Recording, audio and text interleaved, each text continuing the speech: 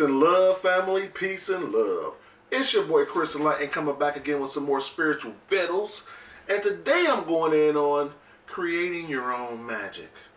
This is a banger, family. And this is needed, family.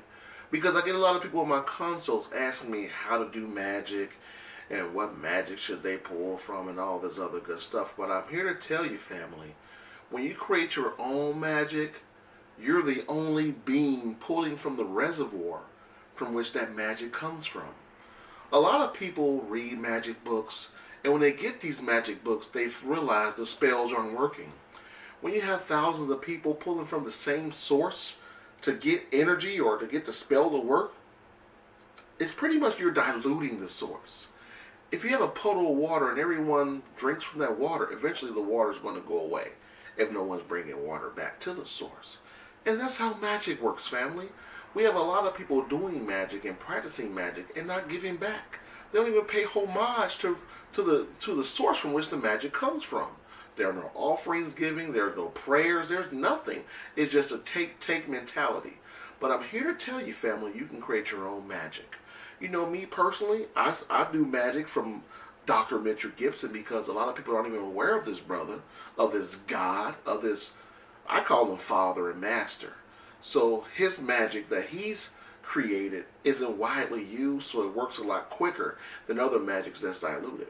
But again, before I started rocking with the Master, I started using my own magic. I'll start like this.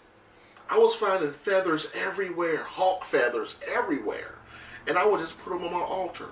I have some smaller hawk feathers that I use, and when people need healing, I do some magic with those.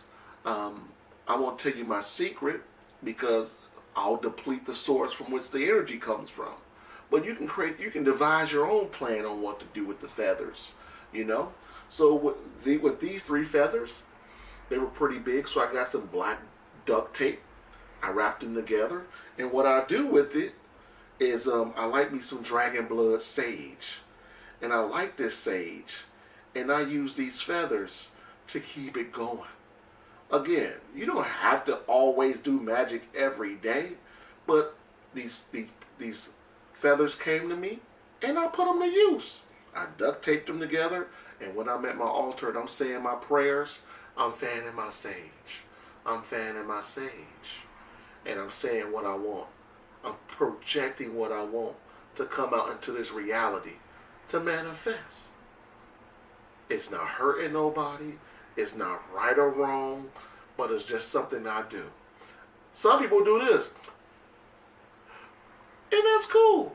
I choose to do this. For me, it feels better, and it feels magical in a way. I didn't pay for these feathers. The universe gave me these feathers. I didn't know what I was going to do with them when I first got them, but when I'm at my altar and I'm doing my magic, I put them to use. You know what I'm saying? You know, I have deities on my altars. We got Isis, one of the baddest magicians out there. Lord Ganesha, another bad magician. Oshun, another bad magician. Fire. I use the energy of fire in all my magic, family. A lot of people don't realize this, but the same source that the fire from the candle comes from is the same source that the sun is the same source from the sun. I'm trying to get burned. I said I was going to never do another video with fire again, so I'm being real careful. I'm not sure if you've seen all my videos or not, but one time I almost burnt my face off messing around with fire in these videos. But after I burn my sage, to get rid of all the negative energy, I always like me some Palo Santo to bring forth some positive energy. And the same thing that I do with my sage, to keep it going, I fan it. I just fan it. Now, I mean, to some I'm just burning wood and burning leaves. But to me, this is magical. This is magical. You know? So just imagine if I wanted something to manifest in this reality. I'm burning sage. I'm tending to my ancestors every day. I'm lighting fires. I'm burning Palo Santo. I'm burning ancestral money. And let's say I want something to manifest in my reality. I can incorporate the energy from these gods the energy from this flame, the energy from the act of me fanning with these feathers and sage and Palo Santo to create whatever magical act that I want. It's like a tailor-fit suit. It only fits me. You know? So whatever you want to do, you can do that. You can get a spoon and make it a magical spoon if you want to. It'll take a lot of prayers, but you can activate anything and use your altar as a charging station. Okay, family? Don't get caught up in reading all these books. Don't get caught up in listening to 1,000 masters. You'll create what I call a forever student. You don't want to go to school forever. You want to graduate and then implementing what you've learned. So if you're just on this constant state of learning, if you've been doing that for 5 to 10 years, stop it now and start being a doer. That's how you create your own magic. By doing things. By creating something out of nothing. That's alchemy. That's science. That's magic. It's all the same thing. It's just a different word for the same thing. Okay, family? One thing I want to leave you guys with is this. In order for anything to happen in your life, you can only go so far on human effort. You have to align yourself up with divine forces to help you win. I've said this countless times in my previous videos. You have to align yourself with something with more power than you. A lot of businesses do this. A lot of billionaires do this. They align themselves up with a bunch of astrologers. Some of their banners may be in resemblance to a god or a deity. They hide it in plain sight. But if you're not aware of it, your level of perception won't pick up on what they're doing. I'm aware of all the gods. Well, not all the gods, but most of the gods. So when I see their images on businesses, I see, okay, I see what they're doing. You know? The Jade Emperor is one of the baddest magicians in this reality. All the force, all wealth flows through his hands. So if you're into money, connect with the Jade Emperor. Connect with him. Don't just connect with him for money. Establish a relationship with them first. That's with any deity. You have to align yourself up with them consciously. Align your consciousness up with the energy reserve that the deity represents. Okay? I've aligned myself up with Ganesha.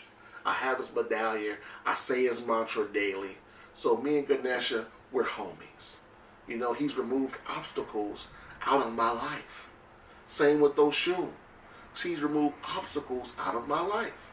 My wife loves Isis. I listen to the Isis incantation and it's beautiful. One thing you can do to really tap into the deity is read up on their stories. Read up on their stories. Learn different aspects of that deity. Think about the deity. Dream about the deity. You know? If you don't feel a connection, choose another deity. Everyone listening to this show right now, this YouTube channel, you can reach out to me on theenlightenedjourney.com. And if you need me to, I can sync you up with 6 deities of your choice. I don't charge much. It's real simple. Another thing I do, if you want a full numerology reading, I'll give you a full numerology reading and link you up with 6 deities of your choice. You know, I want you to choose one deity first. Put that deity on your altar for 30 days and then gradually incorporate other deities.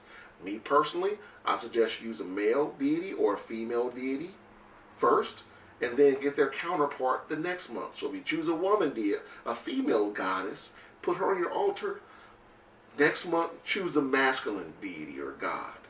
Keep the energy balanced, okay? You don't want to get 12 deities and put them all on your altar at one time. You'll be overwhelmed with energy. You won't know where the energy's coming from, and you're not sure who you sync your consciousness up with. Another thing I use Motivite oil for my magic. I have some oil on my altar, and I have a chunk of Motivite in it. So when I go in deep meditation, no one told me to do this. It's just something I created. I got the Motivite in the oil, and I rub it on my third eye. And I sit there in meditation. I do the breath of 7 first for 10 minutes, and then I go on a trip. But that's my meditation magic. Okay, family? So I want you guys to win. I want you guys to start incorporating magic in your daily life. Don't do it like Mondays and every other Thursdays. Do it every day. Try to do at least 3 magical acts a day consistently. I assure you, you will grow. You can count your altar work as one magical act. You can count meditation as one magical act. You can count saying mantras over and over as another magical act. It doesn't have to be this big, grand, cauldron, burning fire type of thing. It just has to be something that you do consistently that's going to reconstruct the tapestry of your reality. Okay, family? So, I'm going to get serious with you, Al. I got a lot of followers, a lot of friends and spiritual friends that aren't doers yet, and I understand. But there's going to come a time where you got to stop listening to people and just start doing. And just start doing. And see how it works for you. You can listen to everyone else's success, but that don't mean nothing to you. When you can start talking about your own success and your own wins, that's magic. That's magical. I used to watch YouTube videos for months on end. Like, wow. And by me living vicariously through other winners, I had the synthetic feeling that I was winning because I listened to so-and-so win. But I wasn't winning when I sat down and started thinking about it. I didn't start winning until I started helping people out and become a doer. Okay? Everyone has at least one book in them. Write a book. Anyone can take up their phone and record themselves and make a video on whatever it is you love. The second key of magic, the first key of magic is doing it. The second key to magic is tying an emotion to your magic. Don't just do magic like, man, I want a new car. Alhamdulillah, alhamdulillah, alhamdulillah. That ain't gonna work.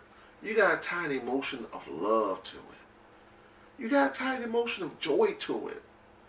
A lot of people tie darkness to their magic and they get dark results. But there's an adverse effect when you do darkness. You open the door for darkness in your life. I only do light work. I only do stuff to make me win and make other people win. I don't want no parts of the negative darkness. Some people love darkness. That's just not me. That's just not me. You do what you do. I implore you to do the light work, but that's on you. Okay? The third key to magic is giving something. When you want something from a source, you got to give something. Whether it's love, prayers, you know what I'm saying, offerings. That's the best way to get a turnaround. If you want something, you can give a deity of bananas for 30 days, every day. Don't miss no day. Make a pact.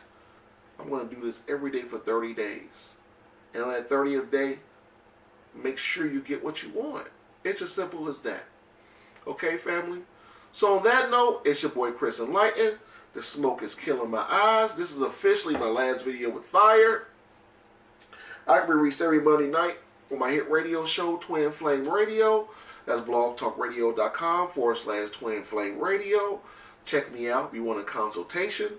TheEnlightenedJourney.com, 30 minutes or an hour. If you want to be linked up with at least 6 deities that'll help you win, check me out. If you want a full numerology reading, reach out to me. I'm here to serve and help you, family. So on that note, peace and love. Winning!